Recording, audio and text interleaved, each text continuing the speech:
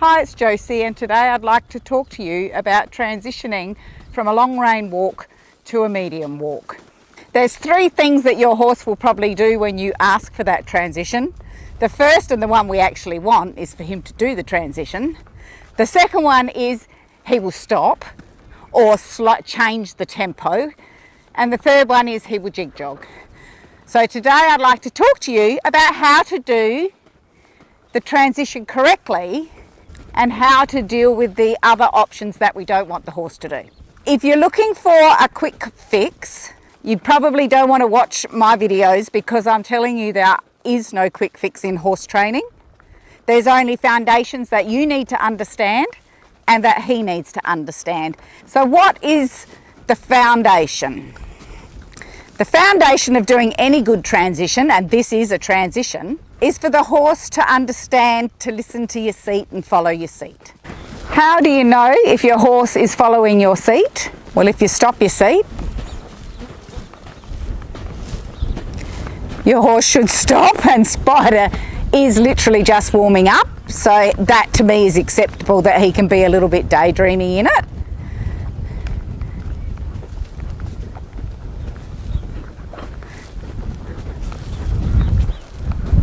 That was a little better. I don't mind showing you the work I do behind the scenes, so because this is actually what can happen. Your horse can decide today he's not going to actually listen. Stop my seat. He's still dawdled into it. I want him to be a little bit more crisp. He's warming up. I honestly have just gotten on him, so I don't expect him to be perfect, but I would like him to start to listen. It's a little better.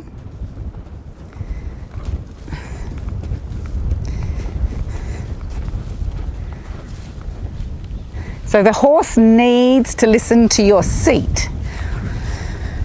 And I'll explain why that's important. In the walk, this is what my seat bones are doing. You're looking directly down on me, having a helicopter view down, and I can feel my seat bones going like this. That is what my seat is doing on the saddle. I feel it as a bit of a U. Some people feel it as a V. You need to work out how you feel it. So for the horse to be able to do the transition from the long rein walk to the medium walk, he needs to listen to my seat. My seat needs to be soft and draped around him, not grabbing or pinching anywhere, and following the walk of, and mine, it goes right, left, right, left, right, left, right, left, right. So it swings, and I'm allowing it to swing. I'm not stopping it, and I'm not exaggerating it. I'm just allowing it to swing with the horse. If he went to slow down, I would exaggerate that part of the swing just a little more. If he went to jig jog, I'm not going to say exaggerate, but accentuate the fact that my pelvis is doing a walk swing, not a little that a jig jog is. It's a 1, 2, 3, 4, 1, 2, 3, 4, 1, 2, 3, 4, whereas a jig jog becomes 1, 2, 1, 2, 1, 2, because a jig jog is really a little trot on the spot. So you don't have to be able to get your horse on the bit to start to work on this. If you do, that's good. You can come up to a proper medium walk on the bit. But if not, you just go from a long rein walk, not a loose rein walk, okay? Go from a long rein walk, and the difference between those two is you have a little contact on his mouth. So to go from a longer rein to a medium walk, my pelvis follows the rhythm of the walk, and I will almost, if I've got a horse that I'm working on who does tend to jig jog or stop, I will be really definite in that walk rhythm. I will have probably a little bit more tone in my body, and asking him to go 1, 2, 3, 4, 1, 2, 3, 4, 1, 2, 3, 4, 1, 2, 3, 4, 1, 2, 3, 4, 1, 2, 3, 4. Whilst I actually shorten my reins without changing the contact on the horse's mouth, the feeling is exactly the same. Then I sit up, and when I say sit up, I grow a smidge taller That's because we're warning the horse that something's coming. He doesn't know what it is. I just want him to be aware that I'm doing something.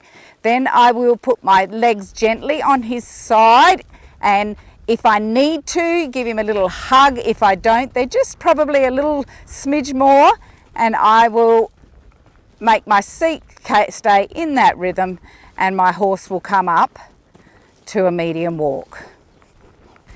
If your horse does a little jig jog when you go to pick the reins up, you need to think about what you did. Did you go in your head, oh my God, I'm going to pick the reins up, oh, I hope he doesn't jig jog? As soon as you've done that, you have put some tension in your body, and horses are very sensitive to our energy and our tension, and they will feel that, and they will immediately think, oh, and start to get their own tension. And when they have tension and it can't go anywhere and you've got it contained, it will jig jog. If that happens, try to make sure that you are relaxed. When I do these transitions, I have no tension in my thighs. It doesn't mean I'm sitting here like this. I am sitting up and I am holding myself without being stiff. So when I say tension, I mean stiff. You can squeeze your butt cheeks together, you can actually tense your inner thighs up when you think about this. The horses feel all of that. So I'm sitting very relaxed around my horse, and I'm following the walk rhythm. 1, 2, 3, 4, 1, 2, 3, 4. Picking my reins up with a little bit of leg on here, because I can feel Spider starting to back off, and I don't want Spider to back off, so the legs tell him to keep going forward. The rhythm of the walk will stay the same, but the walk stride length will get a little smaller. So the swinging of my hips becomes a little smaller. It's not such a big swing.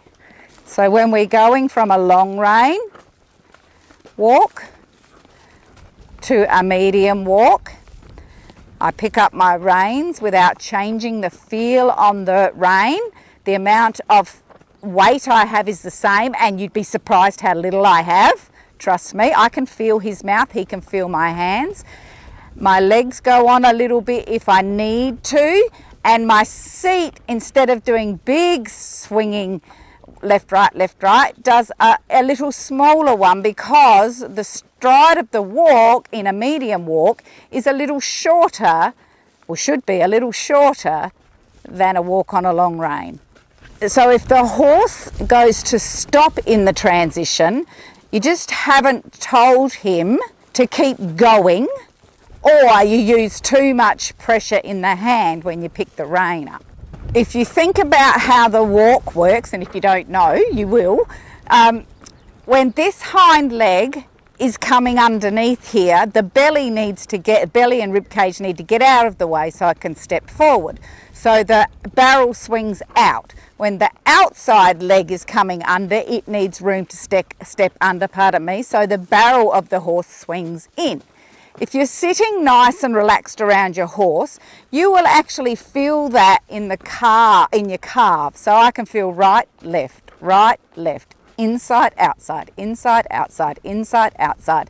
So I can feel that coming and swinging against my legs. When I go to pick the rein up, and if I feel he's backing off, what I will do, and it's done gently, because if you use too much, you're going to send him off in trot or jig jog, is as the barrel hits my leg, be it the inside or the outside, I'll give a little pulse with my calf. Pulse, pulse, pulse, pulse. I was doing that with my inside then, to ask him to take a little bit longer stride as he steps off and push off that leg a little bit more. So I'll see if I can do it without, and tell you what I'm doing, but sometimes I can't keep up with it. It happens too fast for me to even say it. So we'll just get him down into a nice long rein walk. Good boy, Spider. Out you go. That's the way. So I'm going to shorten the reins without shortening my feel. I've already just gently shortened my seat swing. I'm shortening it a bit more. I've got a little bit of leg on here because I can feel a heaviness in my hand, and I don't want him to fall on his face. I want him to do a medium walk. Now my legs are just gently hugging him. I'd like to tell you that if you're having trouble with your horse's jig jogging, You just need, it's just repetition. You need to let the horse walk out, pick him up, let him long, pick him up. It's repetition to do it. And if the horse is actually, you're having a bad day and he's jig jogging a lot, the minute you get one where he does not jig jog, stop doing it and get off your horse and put him away. I work on this in my warm-up and my cool-down on all of my horses. Probably, I'm not going to say every day because that would be a lie, but 3 days a week.